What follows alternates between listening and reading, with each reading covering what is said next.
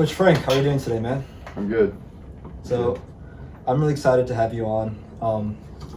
Peddie Wrestling, it's an amazing program that you built, not only for the fact that it's good for wrestling, but also just for the fact that what I see in my eyes that it takes a lot of people who may not have a lot of direction in their life, may be newer freshmen coming in, unsure maybe about like what they want to be doing with their life or unsure about how they want to live their life. And it kind of takes them, not only does it put them in shape, but it kind of gives them a guiding force that later on in life, like those values that you build in this program, it really sticks with them. So I think what you've been working on for the last 8-9 years has been incredible, and it's changed a lot of lives. I know for sure it's changed my life, because I think a lot of the values I live by right now, a lot of the things that I go on to pursue, like having the ability to despite having fears, but still going out and working on these projects and doing these things and following your purpose, I think a lot of those values really came through Peddie Wrestling for me.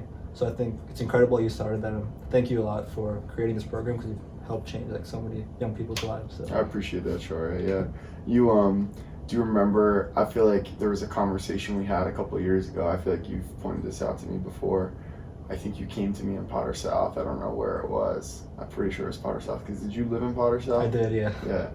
And I think you came down, I don't know if it must have been sophomore year, right? Because that was the first year that you wrestled. Mm-hmm. And you came down to the lounge and you were having second thoughts. Does this ring bells? You remember that? I think that was after the season had ended. Yeah. Yeah, I remember sophomore year, I think Ray and Dev just joined the team and I joined. And I don't think I had much of a problem with it then, but when I started to question it was after the season, more in my junior year, I was really questioning it. Yeah. And I think I don't know if this conversation was sophomore year or junior year. It was definitely after the first season. Yeah, and we were having, I think, our exit meetings, and I always asked that question, which is a hard question, I think, to answer at the end of the season after you've just gone through what we've gone through.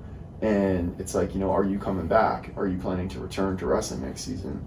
And I think that's always a hard question, because you just experience it all. You're so tired. You're you're ready to be on to the next thing. And then you're confronted with that question, well, am I going to do it again? Am I going to go through it again? And I remember in that moment, you were well, the big thing you were citing, I think, was school and academics and wanting to be on top of your work, which is always a very common thread for students at Peddie, especially, who really care about their schoolwork. And I remember challenging you on that and saying, well, you can find a way, right? You can find a way to balance your schoolwork and wrestling. It's just a matter if you want to do it enough, and you want it bad enough, and you're willing to put the time in to figure out what that time management looks like. And I feel now you've almost perfected that art, right? You've figured it out, you cracked the code, and it's because you wanted it bad enough and you're willing to do what it takes to figure it out. And now you're taking 3 high level math classes this year or something like that. You have a challenging academic schedule. You're making a podcast in the meantime, in between, and you're doing it out on the wrestling mat, and every year you've been getting better. And so it's a lot of the things I talk about are also things that I tell myself, right? When we talk about your body is capable of more than what your mind will allow you to think. So when you think you've reached that threshold of I can't do that anymore because of this reason, well, then it's well, why? And how do you pick through that and troubleshoot it? And then where does that take you? And I think when you go through that process, and I'm not saying it's I'm not the whole David Goggins, that's a whole nother pantheon, I think, of getting it done. And I do subscribe to some of that, but I'm not saying that this is that, because I think that there are natural limitations sometimes that we run into, and you have to be willing to recognize when you reach those limitations and then reassess. But I do think we are all, as humans, capable of more than I think sometimes we allow ourselves to believe. 100%. So, and that was a little bit of a tangent, but I can't help but think about that moment for you, because those are the moments, right? I think those are the moments that are some of the coolest and most rewarding moments as a coach. People will come to me all the time because they're not sure about wrestling. I'm not saying you wanted to quit, but they're not sure about how to find that balance. And it's I'm never gonna give someone the excuse to say no, right? I'm gonna always, as a coach, right? If I'm an advisor or a parent, that's a different situation. But as your coach, I'm gonna always, it's my job to say, well, no, here, I'm gonna challenge you on that, and I'm gonna ask you to reflect, and then you're gonna have to decide what to do with that information. And that was, I think, such a cool moment for you, and it's just really cool to see where it's gone since then. And yeah, I'm excited for this senior season for you. I'm too. Yeah, thank you so much. Yeah. I think you mentioned this in one of our practices, but people who say they want to quit won't find excuses, right? They'll say they'll blame it on this, they'll blame it on that, right? And I think a part of me wanting to not continue wrestling, and the excuse that I made there is kind of similar to like what maybe a lot of people do, that my parents said this, or I'm scared of getting injured, and all these like excuses that they kind of put on to hide from the fact that they're scared to wrestle. And it wasn't that I was scared that my academics would fall. It's just when I thought back to a day in sophomore year where I just finished a hard wrestling practice and I go back to my room and I have so much work left for me, it was more that I was scared of experiencing that again.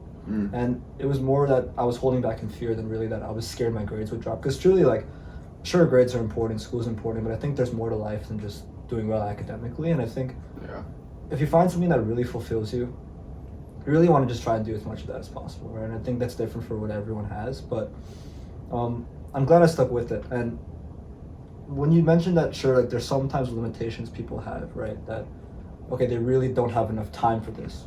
The way I think about it now is that if I don't have time to do something, it's because it's not a priority for me. Right. And it doesn't fulfill you. Yeah. Like you just said, and I think that's key, the fulfillment piece, right? Like if something fulfills you, you'll find a way to do it because you feel that instant, or not even instant, but that long-term gratification of like, hey, I did that thing, and that thing makes me happy, or it makes me not even just happy, but it's hard to describe fulfillment, right? Like how do you put words to what the sense of fulfillment feels like? You know, it's like when you eat a full meal and you feel like you're just filled with that like security of knowing like, hey, like I'm feeling good, like, you know. And I feel like our minds function that way too. Like how do you feed your mind and give it what it wants to feel full? That's right fulfillment. And I think that piece is so crucial. Like you will find, and I think like what stands in the way of us finding fulfillment sometimes is those fears. And I think like people aren't willing to admit it, and that's why we dance around the truth. And everybody does that. Adults, young people, like the things that we're afraid of, we don't want to talk about because they scare us and we don't want to confront it. So we find those other things that we kind of leverage that masks the fears. Because like you said, you were afraid of feeling that way, where you were stressed because you left practice and you had so much work to do. Like that's so real. And I think a lot of people find themselves in those positions and those moments of like stress and the despair of like not knowing how to manage that circumstance. I think that can be incredibly challenging, and like people don't want to admit that because it feels like you're admitting some kind of like weakness, that in that moment you had that like sense of like, you know, almost panic, if you will. But I think when you talk about it, when you think about it, and then when you confront it, that's how you overcome it. And that's what you did. And like you probably knew and know now that like, yeah, I might feel that way again. I might leave practice and go home and feel like, how the heck am I going to do this? There's no possible way. And that could happen. But you've been there before and you figured it out. And like there's power in that too, I think, which is incredibly cool. Yeah, so for sure. I want to return to that fulfillment piece that you talked about. I think it's hard to put words on fulfillment, right? And I think it is. It really is. Like I don't know how to describe it. I know how it feels, and I can tell you know how it feels. Yeah. Which is really cool, because I don't know that I found fulfillment until after high school, but the fact that you have been able to find some of that. Piece of it, yeah. Yeah, a piece of it. Maybe I found pieces of it in high school. I'm not sure, but I think that real fulfillment piece, like it's usually associated with some activity. Like there's something that when you do it, it puts you in the zone. And when we look back at like the masters of history, right? Like Mozart, like when he would play his music, he was in the zone, and like he was able to separate from all the emotions he's feeling in the day. Like he's feeling shit about what his sister said or what his dad said. When he's playing music, he's in the zone. Yeah. That little fulfillment that he gets from that activity is like insane, right? The flow, like the flow space. Flow state, right? Yeah. I think I've heard like this concept of like flow is like when you're doing something you're so immersed in some activity that you have no thoughts in your mind. Yeah. Right? And I think I took when I was in college, I took a positive psychology class. It was a term-long class that focused on exactly that, like, you know, what we're talking about. Like, psychology tends to always focus on like the the negative aspects of our psychology, but this class was obviously focusing on what is good, and flow state was a big part of it. Like, what are the things you do that like everything else in the world gets quiet because like you're doing that thing? And like driving, they say for some people can be a flow state. As like silly as that sounds, do you drive? Oh, I have a permanency. I drive. Okay. Usually with people though. So. Yeah. But the actual act of driving, people say it was a flow state. But you were saying, go ahead. You were saying. I think since we're so unique as individuals, genetically, experience-wise, that there are different flow states, activities that we have.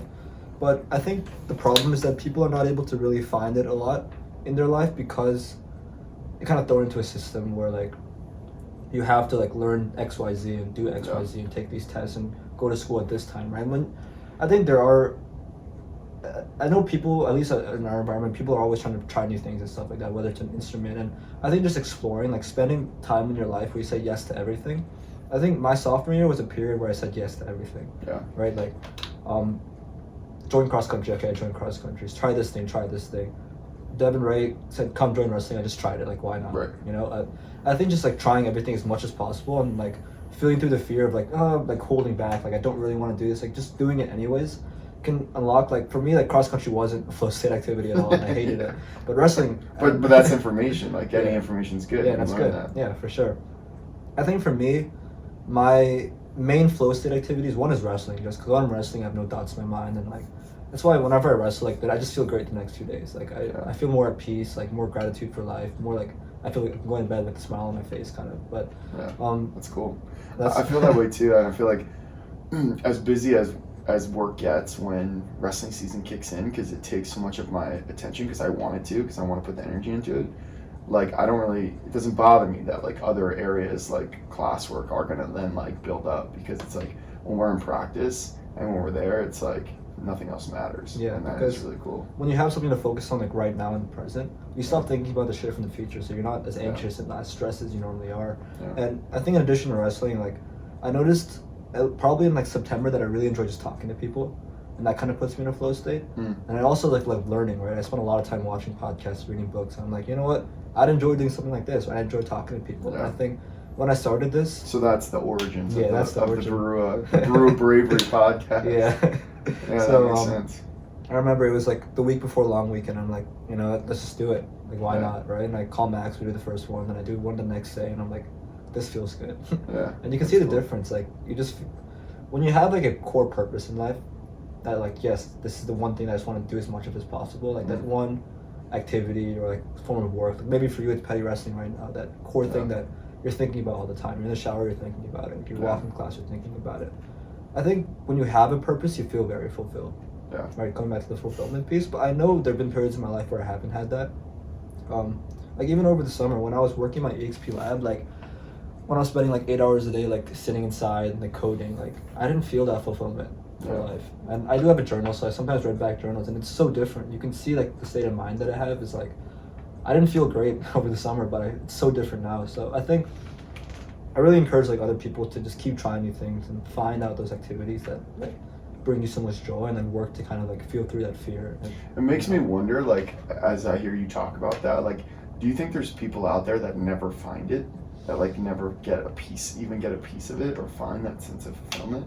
I honestly don't know, and obviously can't answer that question, but like, man, like that's brutal if not, because to know what that's like, I think is so special. But like, I think about what you said in terms of like the system, the system, and how it sort of inevitably directs our path one way or another. And a lot of people get caught up in the corporate ladder or the corporate sphere, and I've like never really met someone yet, because I'm sure someone exists out there that does feel this way, but I've never met anyone that was like, yeah, the corporate space is like where I feel fulfilled. That's my flow state. Like when I'm sitting in my cubicle at work, or even my corner office, like that's where I'm feeling like on top of the world. And I have no doubt there's people that feel that way, but you know, like you said, everyone's so different. Like genetically, we're just wired different, but it's definitely interesting to think about. I think people figure it out, and I believe this because, you know, for me, knowing what I know based on like the experiences I've had, like since I know the concept of flow state and everything,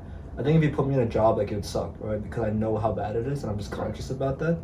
But I think everything in life is relative, right? And I think you can learn to enjoy like the mundaneness of life as well. I think sure there might be periods of time, like I'm not speaking for everyone, but I think for the majority of people, like they end up figuring it out, right? Like I think happiness comes down to like what you get minus what you expected, and if your expectations are low, like you can still find other ways to like find some form of happiness. Like I know the grad student I was working with, like sure he kind of enjoyed what he was like working on and everything, and sure he was in a cubicle all day, but he was obsessed with fishing. Right. And every day he would go out and fish, and I'd go with him, and we'd have a good time. And for him, like he's obsessed with it. And I think everyone in some way figures it out. There's another person in the lab, like sure she was working the cubicle coding, but when I talked to her, like she loved the outdoors, and she went to, like we were in New Hampshire, so she'd go up to the White Mountains, she'd go to Acadia, and she loved that so much. So I think everyone figures it out in one way or another. Yeah. I know for us, if you think about a life without our core thing, it seems so dark and gloomy, but it's only so dark and gloomy because we've seen the difference. Right. So I think everyone does figure it out in some way. Yeah, that contrast is key. Like to know pain is to know happiness, or like to know suffering is to know happiness. People always say that. I think you're right. I think the expectation piece is so important too. Like if you expect to be a CEO or the president, like you have really high expectations, it might be a little bit harder to meet that threshold, which then might set you up. Like which is not to say like you shouldn't set those lofty goals, but you know, I think you're right. Like I think the expectations that you have for yourself might also drive some of, you know, that sense of fulfillment and whether or not you're able to attain it. Yeah, that's definitely interesting to think about. And even if it's not an activity, I think people can be driven by a different kind of purpose as well. Like sure they might be going and working 8 hours a day, but they think about the kids at home, and that's their purpose, right? That I'm doing this for them. And I think in some way of the relative piece, people figure it out. I'm a little religious as well, so I do think like our lives have more meaning than we just ascribe to as like through science. But you know, sure that we see examples of some people with like very, very extreme conditions, but even like if you're living a very painful life, I feel like people can still find happiness in like painful life. Yeah, I think it's definitely more challenging, but I think if you're willing to like do the work, you certainly can. I think yeah, totally. Yeah, I mean like you're right. I remember, I don't remember his name, but there was a professor who gave a commencement speech at a school, and we'd have to look it up. But the theme of his speech was like about water, and it just like the things you do on a daily basis, and like that, like he's like talking about like that's what life is. Like that was his message to these graduates, that like life is just like the small things you do every day. Like it's not these like grand moments or like grand acts that like encapsulate your life. It's the small little things that you don't even notice sometimes that are mundane, and that like in some ways like that adds up to be more than like anything else in terms of like what your life is made up of. And if you can find meaning and value in those things, then like you're on a pretty good path, right? Like, and I think that's true for you in the summer lab. Like as much as it didn't fulfill you, like you can still find purpose and meaning in things. And yeah, I think that's really important, because like life is sometimes doing the things that you don't always enjoy doing, but they could still add meaning to your life as well. So I think that's important. And how did you connect that back to water? Was it just the idea that water is formless, or?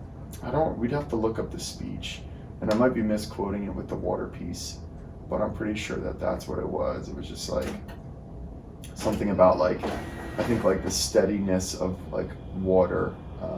I don't know, we'd have to look it up. I know a cool thing I like about water is that it's very like, it kind of adapts to its situation. I'm gonna look it up. It's gonna bother me if we can't figure it out. Yeah, for sure. I think his name was like David something or other. Yeah, I have to see. I'm pretty sure the theme was water. It'll pull up in a second, but the idea that like water can be, if you put it in heat, it evaporates. If you put it in cold, it turns to ice. So the idea that it always adapts to the situation and never like is reliant on it. Like I think maybe it was something like, maybe the theme was like, it's something that's in our everyday life that is essential, but that we like sort of take for granted.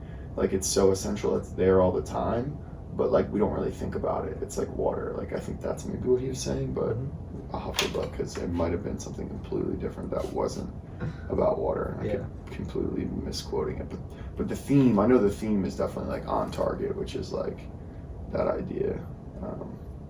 So yeah, when it loads, I'll go for it. Yeah, sounds good.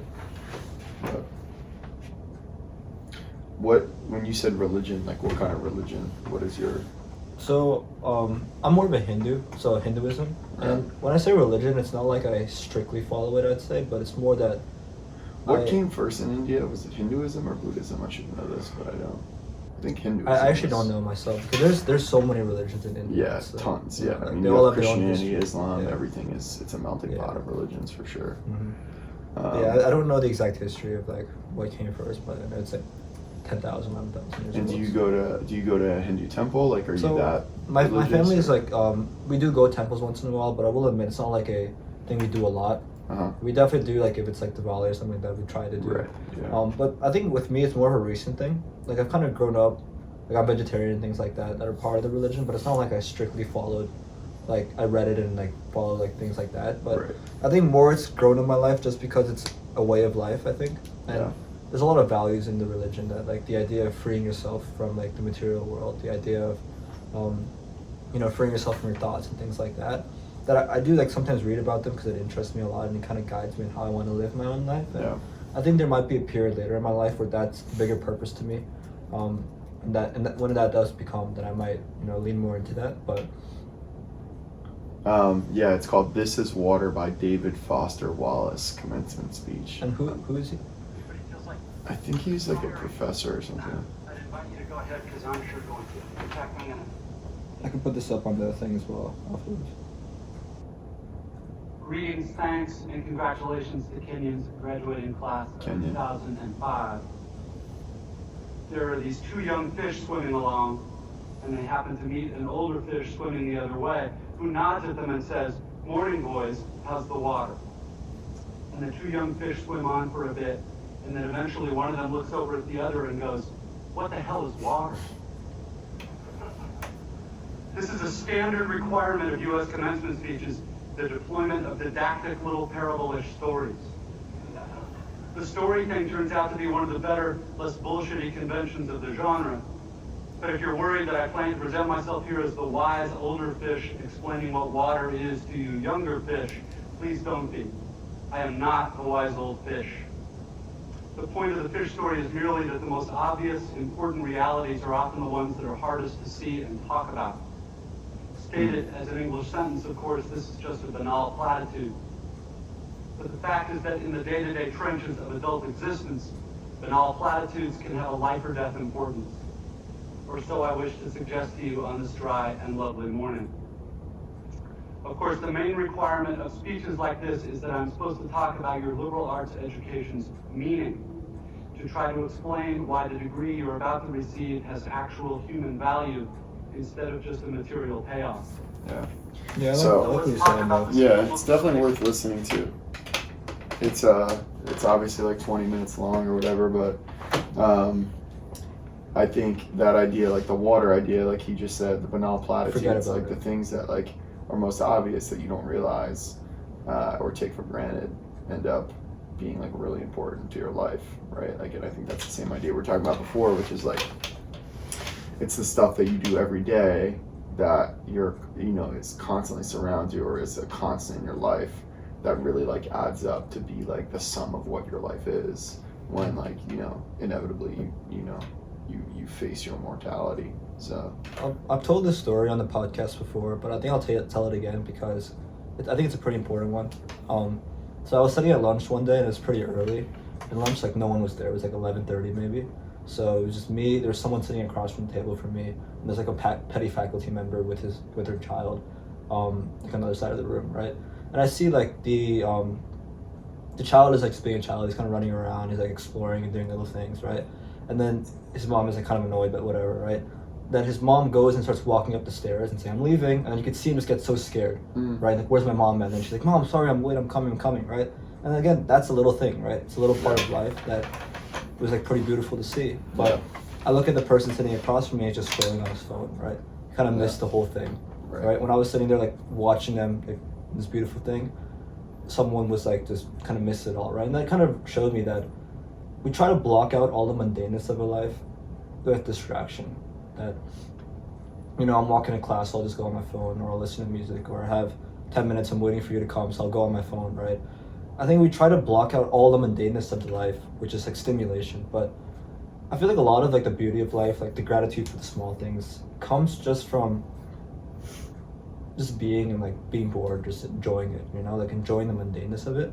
And I think now more than ever we're so stimulated all the time, you know, with phone usage and everything. And I did try. I think I've talked to you about this before, but I've like really like lowered my screen time like significantly. So I used to just be How like, has that worked out? Have you felt like there's been a noticeable difference? like very, Yeah. in so many like different areas in my life. I heard somebody talk about it's like a dopamine dump when you're on social media, and like scrolling through reels becomes very much like being at like a casino where you're like just pulling the lever on the slot machine, and that's the same kind of like dump that you get through social media, and it's obviously like not great for you.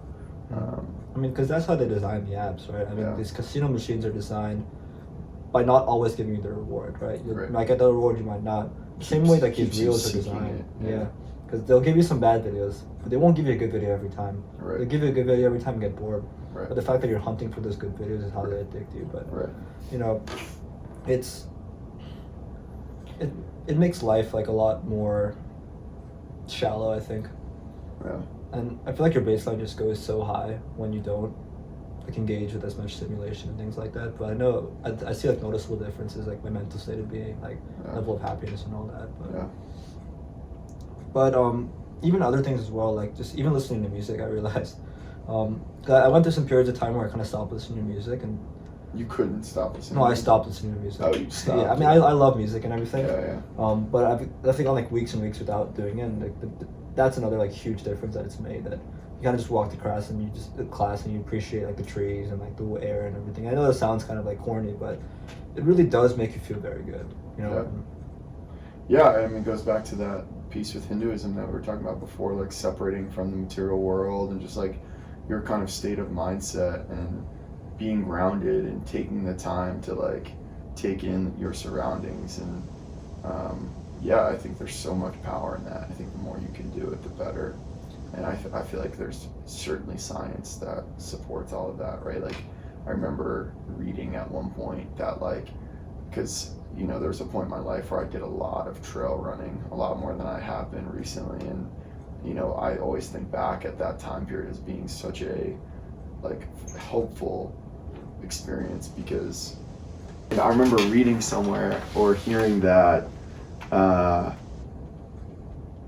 there's like, you know, I don't know how much some of this is true. Like, obviously it's complicated and it makes sense in my mind. That doesn't necessarily obviously mean that it is like fact, but it makes sense in my mind that like we feel the best when we're in like those like primal states that we like as human beings like go back to, like running through the woods with like nothing around you except like what is naturally there and occurring, like felt really good. And it's like ancestors were like running through the woods, like hunting and like surviving. And like when I'm running, I'm not thinking about that. I'm not thinking like, oh, I'm on the hunt, like where's the deer that I'm gonna kill for dinner. But it's just like is something that feels like it becomes a flow state, like we talked about before. And I think that the natural setting contributes to that in a way that like running around Hightstown, which I also like to do when I run, it's just not the same. It's different. And I think there is science to back that up. Like I've read about like some of the evolutionary stuff as well, and the reason is just that your dopamine circuits in your body are associated with how we were evolved to live, right? If you spend like thousands and thousands of years hunting animals, right? Where your whole body's designed is designed in that same way. But, you know, there's so many ways we can look back at like how our ancestors lived if you want to like find out how we should live. Yeah. An example that I love is that like how we like just eating breakfast in the morning. So our ancestors used to like wake up in the morning, go hunting, finish the biggest task of the day in the morning, then go and they eat and they enjoy their meal, right? Right. But today we kind of just like wake up tired, sleep deprived, and we go to our cabinet and we pull out like some processed shitty food, you know? Yeah. And it doesn't make you feel very good after you eat that, but I think on Sundays, like when we have brunch at like 10, right? I try to like finish a lot of my work before I eat my first meal on Sundays. So I can just imagine like I wake up and I work for like 4 hours straight and just grind out the homework for the week. Then sure, I'm feeling hungry and I'm starving and I'm like feeling shit afterwards, but then like it's kind of like models that I finish the task of the day, whether it's hunting or not. For me, it's work, right? And then I go eat that brunch and I feel amazing. Right. Like I feel like this meal has never tasted better. Right. You earned the meal. Yeah, and I think it does put you back in that like primal state that you feel good after you've hunted and you've achieved like the biggest task, and then you go eat your meal, right? I think there's so many ways you can look back. That's why like your mind is so much sharper before you. Have you ever tried like working before you eat your first meal? I've never been too much of an early morning person, and I never really have been a big breakfast person. So what I've been doing the last couple of weeks, especially some of that intermittent fasting, not like, you know, I'm not like, there's no like specific science to it. I'm not like, you know, there's no very like direct timeline. I'm not being super strict with it, but waiting until, because I'm not a big breakfast person anyway, and I usually would only do like an oatmeal or something small. I've just been waiting till lunch. So I don't eat until 12. So like today, the only thing I've had so far is water.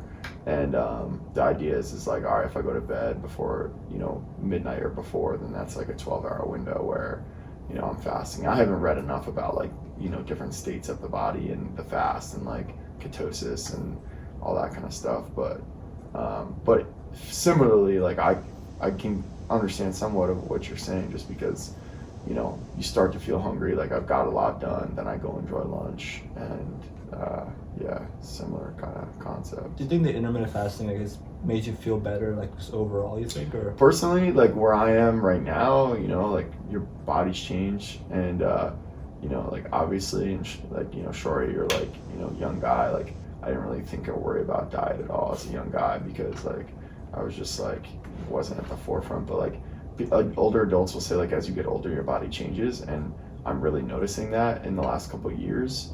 And like certain foods and just like eating in general can, like, you know, mess with your like homeostasis and like just like how you feel. So like I feel like when I'm actually like haven't eaten a meal, I actually feel like sharper, to be quite honest. You know, when I eat a meal, sometimes it's just like slows me down or whatever. But yeah, no, I know it definitely changes a lot with time, but I think the idea of the sharpness of mind, I think that's kind of universal. I feel like, because I feel like your brain is just not as the sharpest before you eat. You know, and I think when you're eating, you're digesting, that consumes a lot of energy, so that could be a piece of it. But I think it also can just be like how we evolved, right? Like you can't afford to not be sharp before your first meal, otherwise you die, right? Yeah. Like it goes back to the evolutionary piece. So and I've heard people talk about that evolutionary piece a lot, and it's like, for me, that makes so much sense. But yeah, it's just like, it's interesting to think about. Yeah, for sure. Yeah, that things thousands of years ago could still be impacting like how we function. It's really amazing. Yeah, honestly. It is. Yeah, it's incredible to think about. So going back to like the program that you started here at Peddie. So when you went to college, you wrestled in college and everything. When you kind of came out of college, did you ever have like a state of confusion about like what do you actually want to do with life, or what direction do you want to take? And did you eventually come to Peddie, or did you do something in between, or like what was like your state of mind and like deciding? Yeah, so I actually just was thinking about this last night. So it's good timing for you to ask this, because the communications department for athletics particularly sent questionnaires to the head coaches. I don't know if you've seen that, and they asked us to sort of reflect a little bit. And you know, I'll probably share more about it with you here right now than, you know, in the bio, just because, you know, there's this like, I think this like interesting conflict that I sometimes feel internally, like about sharing in words, right? Like, I think like being actionable in what you do is so much more important than words. And like, it's weird for me to like have to like write this bio about myself as a head coach, because, you know, I want the spotlight to be on the team and all of you guys and all that kind of good stuff. But I'm happy to do this with you just because you're a wrestler, and it's like, all right, like Shaurya is committed to the team. Like I can do this podcast with him. I can give back to him that way. So, but yeah, senior year, I had no idea. I think the only sense of direction I had senior year, right? Like I had figured out the transition to a really hard school. You know, I kind of defied the odds in terms of like being able to figure that out, just like purely on work ethic and like, you know, and the willingness to say like, hey, like this is not going well and I need to troubleshoot this. And I made that adjustment freshman year, which was a really big adjustment. And then I got my rhythm. I figured it out like you did, right? But you did that in high school with wrestling in school. And so then I found my rhythm and I started to do fine, started to do well. And then senior year finally comes, right? Like, all right, like I figured out that system and how to be successful in it. And it's like, all right, well, now it's life. How am I going to be successful in the system of life, if you will? And what do I want that to look like and what do I want to do? And there's so many ways you can go with that. So like I kind of reverse engineered it, and I didn't think about like, well, what do I want to do? I thought about, well, what do I not want to do? And like, what are some things that I know I can work from? So what I mean when I say that is like, all my buddies were talking about like New York City and the corporate world. I'm not knocking that. Like some people do that and they love it. A lot of people do it. Like that's the place to be. There's a lot of ideas that get shared in cities. It's a place of growth for sure and change. I'm on board with that. But it's just never been for me. One, I knew I wouldn't thrive in a city living wise. And two, I just knew I didn't want to, like, I didn't have any experience to say this definitively, but I just couldn't imagine myself like in a corporate job, you know, meeting with people every day and, you know, going out to these lunches and working in a cubicle in an office. Like, I just knew I didn't want that for myself. I didn't want to do something in finance, which was what a lot of my buddies were doing. And some of them doubted that. They were like, Frank, like whatever you do, you're going to work at a desk. Like that's the reality. Like you just have to figure out what you want to do because like that's where the money is. And I rejected that premise. I was like, no, like there are other ways to do this. And I think that's the benefit of where I grew up, right? Like I was always exposed to some of those different occupations you can have where you're not necessarily like at a desk or doing something corporate based. And so I thought about that, and then I thought about like, you know, it sounds very standard, but like I thought about this idea of service.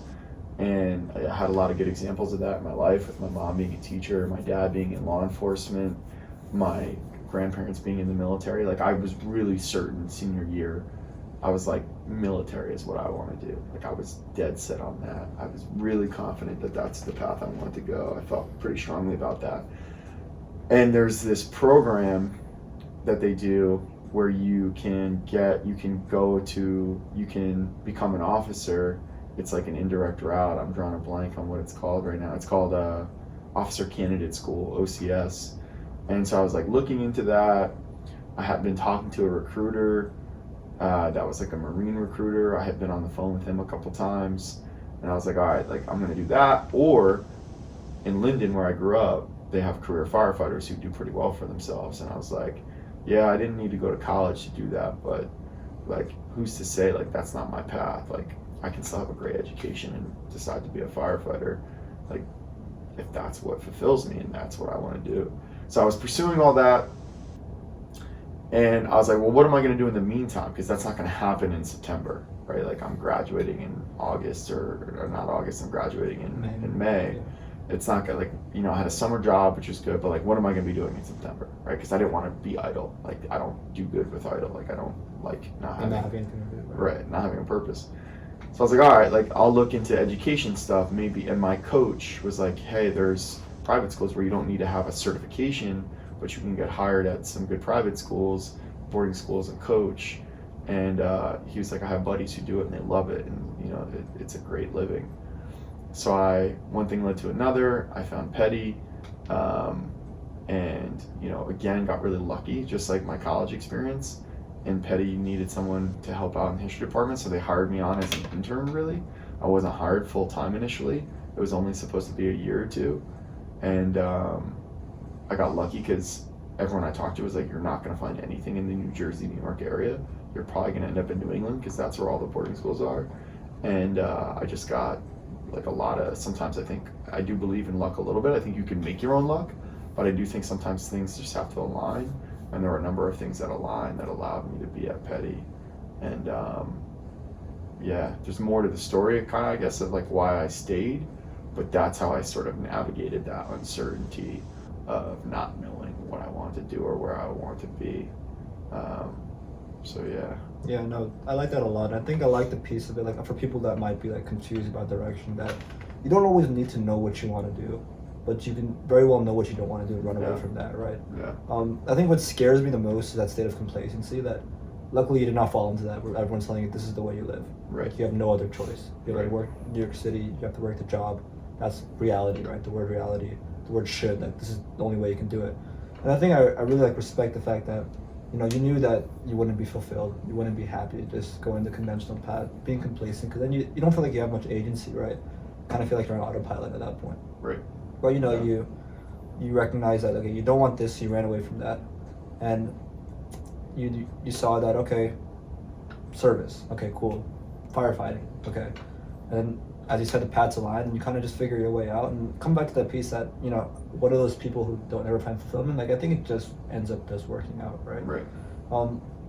But another thing I see in you, like these values, right? I think we talked about service, but just even values that maybe you live by that might be important to you. Do you think that some of those, maybe the strongest values you hold now, have they kind of been with you for a while? Like maybe, okay, college or even before college or like this whole time? Do you think some of like the core values, you can even like talk about some of those important values to you. Do you think they've stuck with you this whole time, or they're new?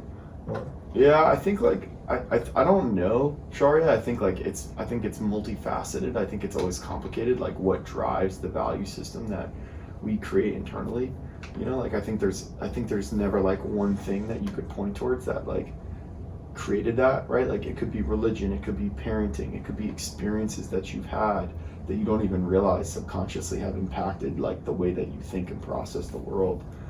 But I think that like if there's one thing, I think there's a number of things that do matter to me a lot, and that obviously like we try to build in the wrestling program as part of the program, and some of it we've discovered as we've gone on and through it, and I think that's really special, that like through the process of building the program we've discovered some of like what it means.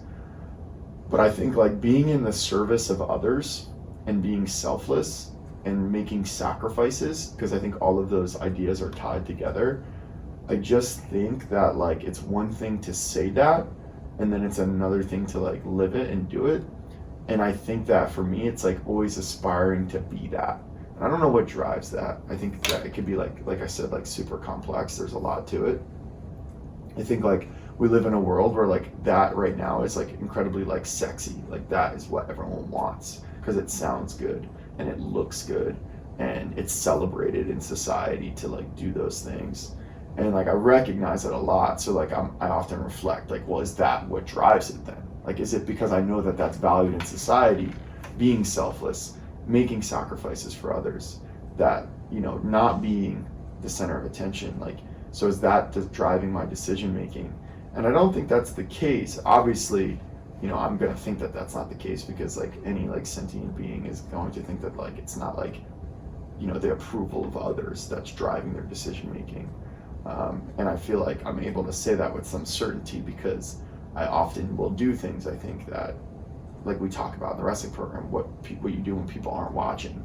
And I think that does happen, and I think I do that where I'm doing things constantly that, like, you know, people at Peddie, people in the wrestling room, you know, my family, people I care about, people I love, they don't really know that that's happening or that I'm doing that or thinking that, but it's still, I think it still subscribes to that same kind of like selfless nature. And for me, I think, like, to answer your question about timing, I think that is the culmination of my life. I think that it is the people that I have looked up to who have been role models for me. And I think I've just been very fortunate to have legitimately some people in my life who do live their life that way. And I think that has imprinted on me since as long as I like can remember having consciousness and thought. So yeah, I think that's kind of what drives that. Yeah, makes sense. And I think it's not one answer either about what drives those values, right? It can be all of them combined, right? You know, it can come down to even your genetics. I heard a stat that 60% of who you are is genetic. So how does that work then? Like, how do you think that factors into like things you value, like the genetic piece? Like does that like the chemical wiring of your brain, like you're born and. But the reason I bring that up is, right, because I think my whole life I've valued experience as a key driver, right? And the fact that I grew up with these parents and I went to this school is what formulated those values, right? But I think because that's kind of scary thought, like, because if a lot of it is genetic, then that means you can't really like control it. Right, that's what I thought. So then, like, people are set in that path. Like, that doesn't make me feel good about the world, because it's like there's no hope. Like, I'm not saying the world's ever going to be a perfect place, and like I don't even know what that would look like, right? Like, I'm not saying I would want everyone to be like me, or like that would be incredibly weird, or like have these certain values, but like, yeah, I think it just, that suggests that like we're going to keep like circulating this same kind of. You know, when they did the study, right, what they showed was that there were a couple different things they were measuring, but they basically took like thousands of twins and separated them at birth who were orphaned. I feel like I've heard of this. Yeah. And a lot of their academic ability was like genetic. A lot of like their psychology and the way like they thought and like the way they felt was genetic. But when we say 60%, we think about, oh my god, it's a lot. But I think the 40% is like a pretty significant amount as well. If you think about it, it's a lot to work with, is the way I think about it, right? Because at the end of the day, like, it's true that my experiences shaped a lot of me, right? A lot of things I've learned have come through those experiences. So I don't think we should look at the fact that so much of this is genetic, means nothing means anything. Because that 40%, I think, is such a big amount that it can play a huge role between a life like this and a life like that, right? So I'm not too worried about it. I don't think it bothers me too much anymore, just because I know that I still like really believe that experiences drive those values, right? But so it's both. Yeah. It's not like 100%. There is a genetic component too. Yeah. I mean, it's not 100% genetic. That would be discouraging. Yeah. Obviously. But I just say it's a culmination of genetics plus your parents plus your experiences plus your traumas plus everything combined. Right. Yeah. You know, it's not like a clear-cut answer ever, right? Yeah. Right. But yeah, for sure. So you mentioned that you had certain people you look up to. Yeah. That kind of drove you as well. Like, who were some of those people? Like, how did you find those people? Yeah, I mean, I think that's the hard part too, Shaurya, is like, I think it can be both. I think you can find people, and like people will emerge in your life, and then sometimes you're just like lucky to be born with those people in your life. And I feel like for me, it's been a lot of the latter. You know, I've had grandparents and parents in my life who I think have really modeled that in terms of like not only the occupations that they have had, but just sort of the way that they carry themselves and the life that they have led. You know, one of the most formative experiences in my lifetime that I always go back to and have gone back to a lot, and there's a number of them, but one big one was, it was a summer. I don't even know how old I was, but I was really young. I was probably early middle school, maybe 6th grade or something like that. And my parents were divorced. They were both working. They got divorced at a really young age. And, you know, working class parents, they had to go to work. It wasn't an option. So they had to work in the summer. And so they had to find childcare for us. And childcare is incredibly expensive. I think, so it was a summer, like 6th grade summer, and they had to find childcare for us. And so my parents were like, all right, well, what are our options? And my grandparents lived in North Carolina at the time, in Wrightsville Beach, which is just near like Wilmington, North Carolina. And so we stayed with them for the summer. And my grandfather was my dad's dad and my dad's mom. And he was also in law enforcement for a really long time. Just like a very like lower middle class kind of guy, and just upbringing in general. But he was just like he had expectations, and he held us accountable, and he was stern with us, but also loving at the same time. He wasn't strict and like mean, but he like required a lot of us and held us accountable and held us to that standard. And he ran that summer as if it was like almost like a military boot camp.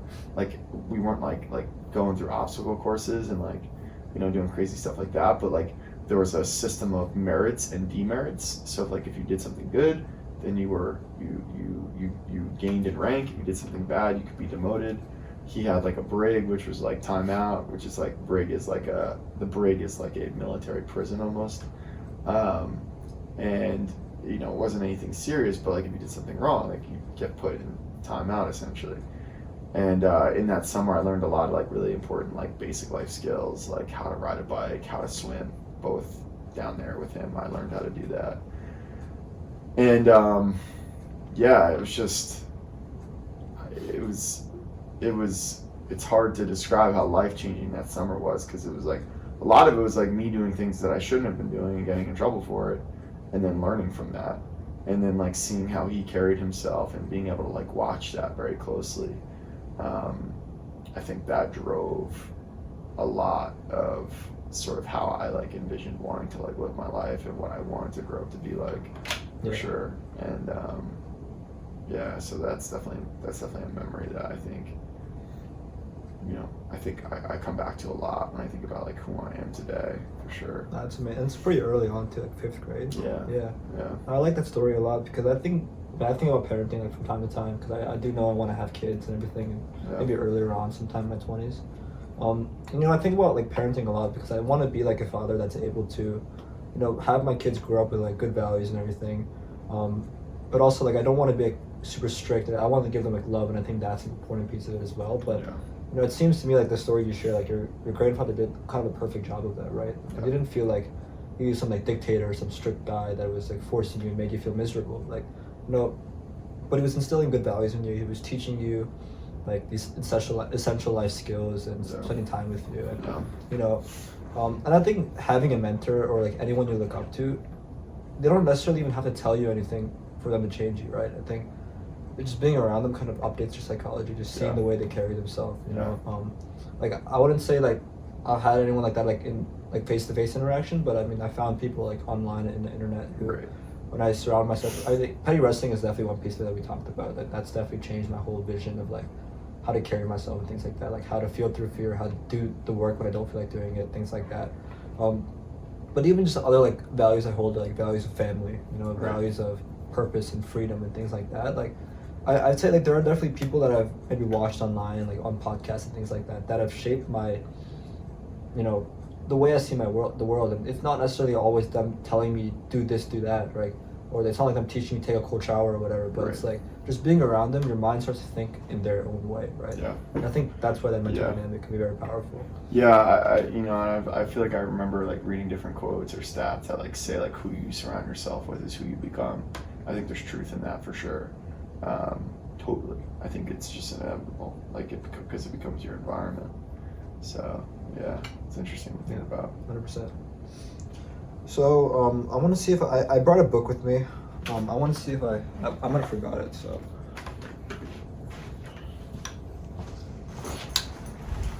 so what I love about this book is that it's a fun book because the book is called How to Live. And it has 27 conflicting answers in the book of how to live. So sometimes I'll just pop in and like just bring up one of these on the podcast and see what people think about it. Because the thing is, there's some I agree with, some I disagree with. There's some that are like I hate, some I love, right? And the some just get you thinking like, holy shit, never thought about it like that, right? Yeah. So I've only brought this up once in the podcast, so this is the 7th podcast. So bring it out again, a special one. Cool. Yeah, I marked out like a page, so I'll read the page, and we talk about it. You can tell me what you think about it. The chapter is called Reinvent Yourself Regularly.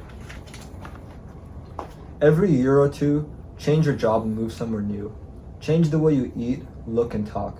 Change your preferences, opinions, and usual responses. Try the opposite of before. Disconnect from your past, cut all common threads, keep nothing permanent. No tattoos, remain a clean slate. At every little decision 10 times a day, choose the thing you haven't tried. Act out of character. It's liberating. Get your security not from being an anchor, but from being able to ride the waves of change. Let go of your expertise. You built that boat to cross the river, so leave it there. Don't drag it along with you. The timid cling to achievements. The wise keep their hands free. Nature changes seasons at regular intervals, so should you.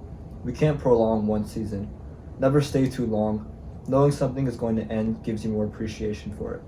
Every reinvention is just the beginning, which is the most exciting time. Like a promise just given.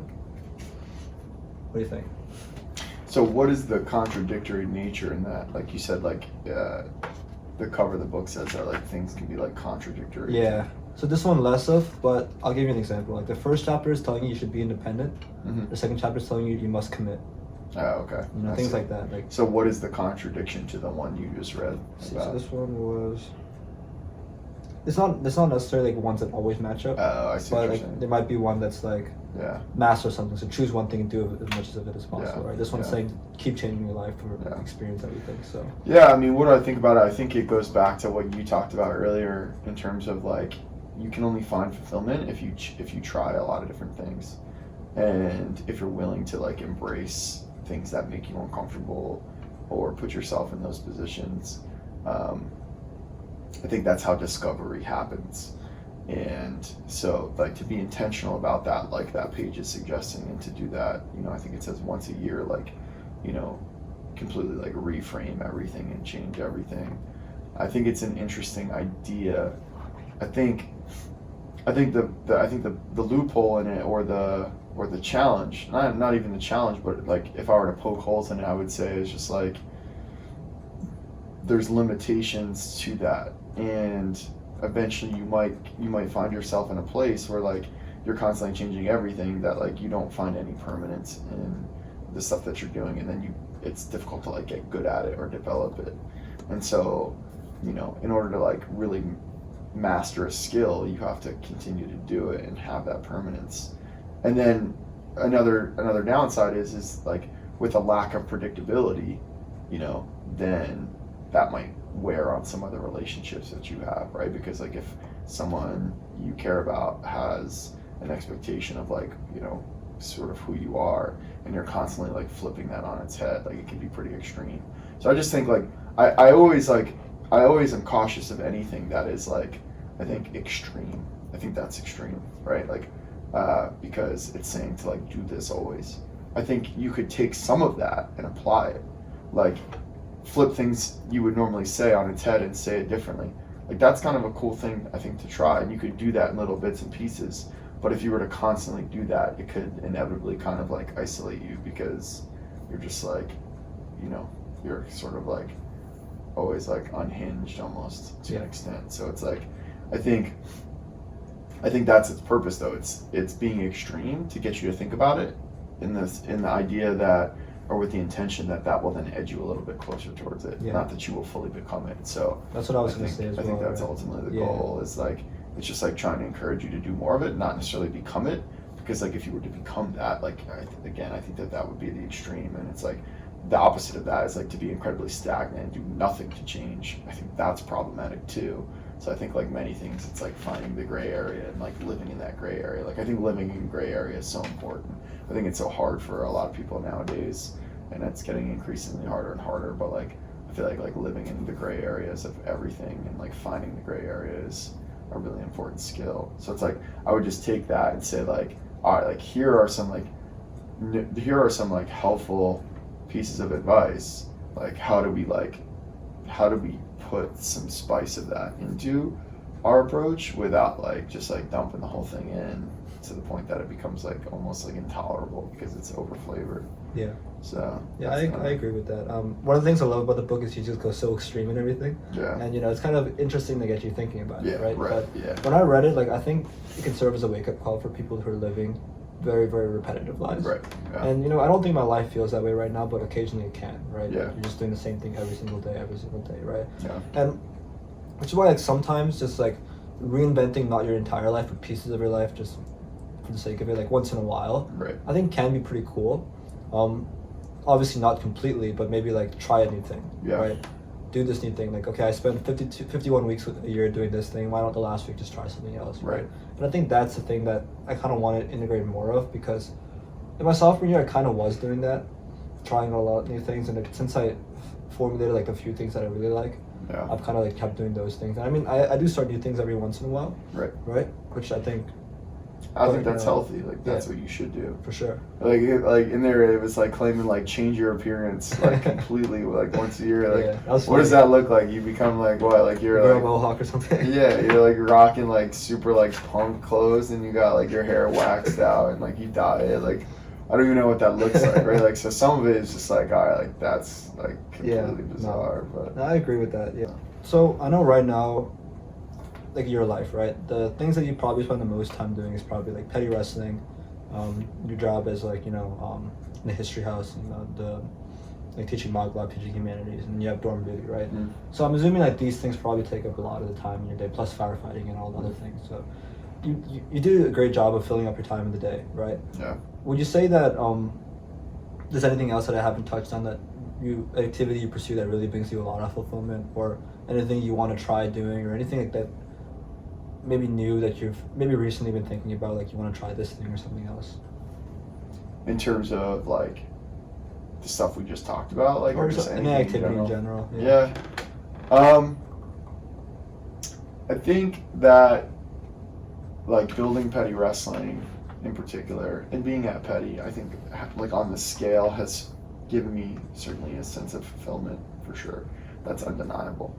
And I think that like fulfillment can be put on a spectrum, and like the goal is to try to like continue to find things that like provide that sense and like that add into that pot of fulfillment. And it's really hard to say that firefighting in particular like makes me feel fulfilled that much more than Peddie. I couldn't say that definitively, but I can say in terms of flow states and states of being, for me there is nothing in this world that compares, like nothing that compares to being on the back of a fire truck.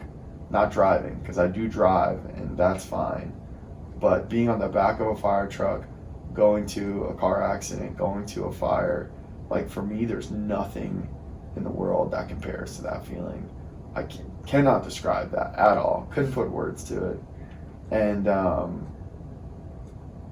I wouldn't even venture to say love, because it's not just love, but it's like it is an intense, remarkable feeling, and that has me very interested in, you know, thinking more about firefighting and that, because I think firefighting uniquely combines a lot of things that I am interested in and that matter to me into a specific field.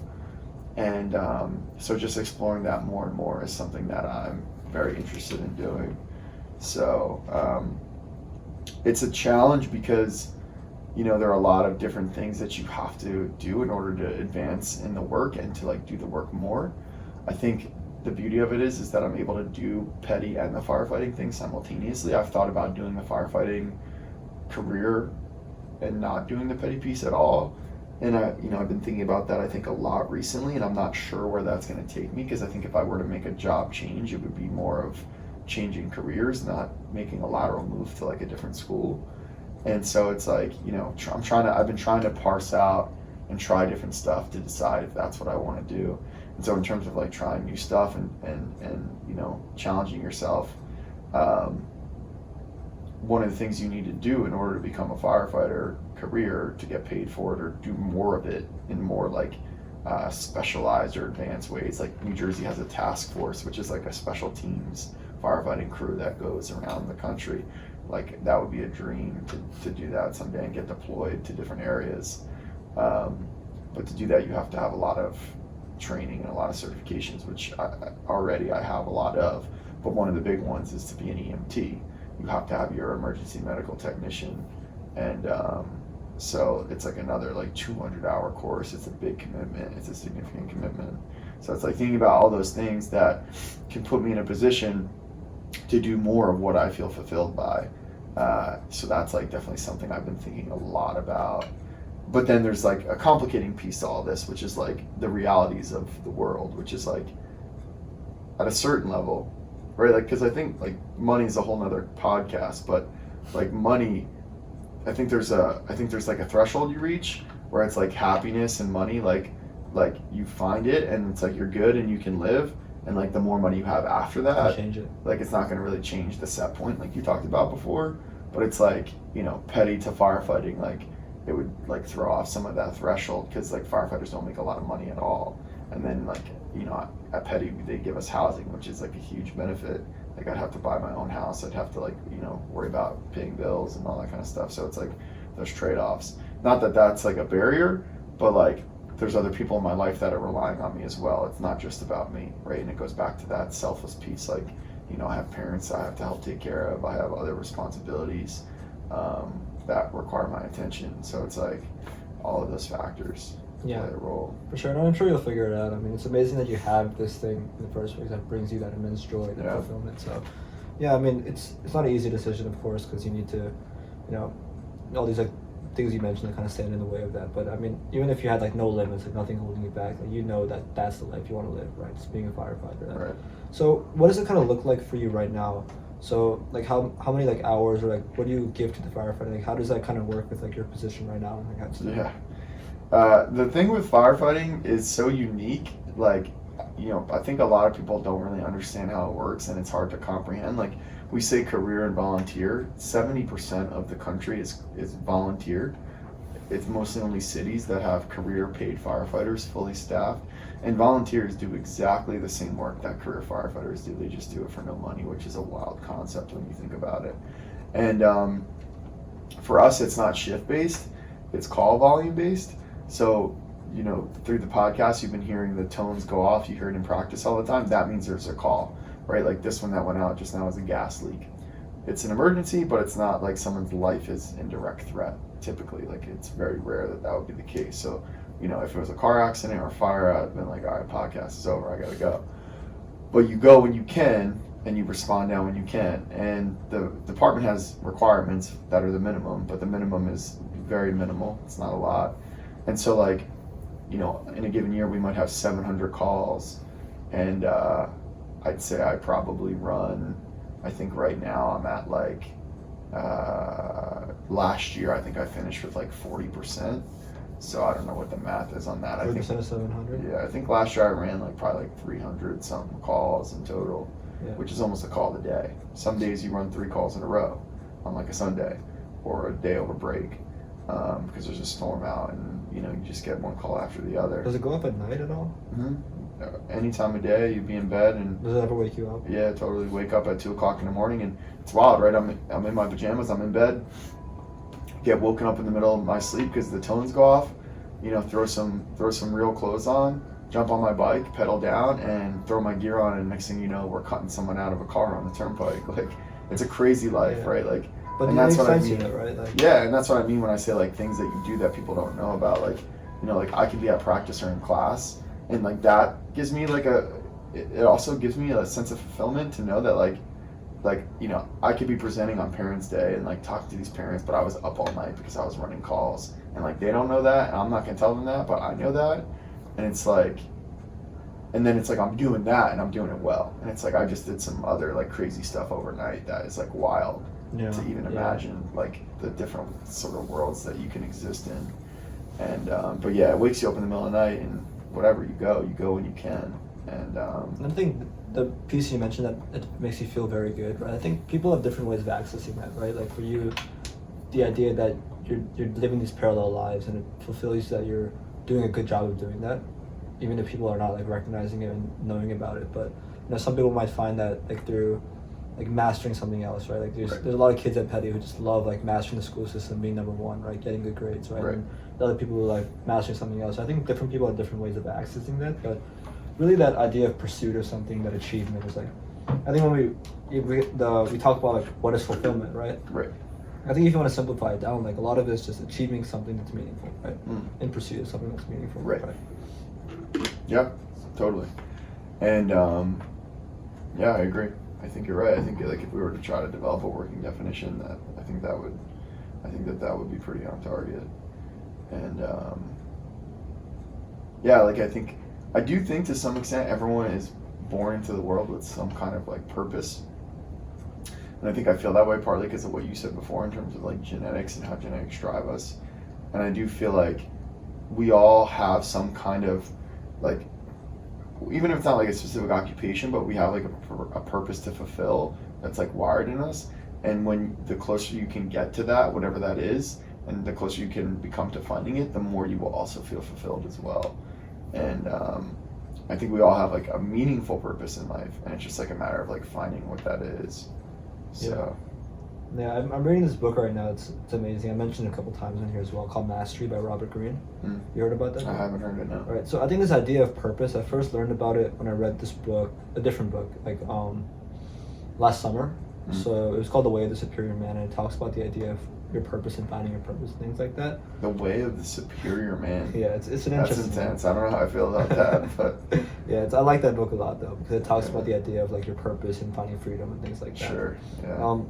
But this other book, Mastery, kind of dives into these other things as well about like finding your purpose. Because Mastery is a book about how to find your life's task and master your life's task, right? What I love about the book is that it talks about so many examples of like the masters of history who've kind of like had similar experiences that like me and you are talking about today, right? The fact that there's things that drove them from when they were like 5 years old, like their primal instincts that kind of drove them in some direction, like from Mozart to Faraday to like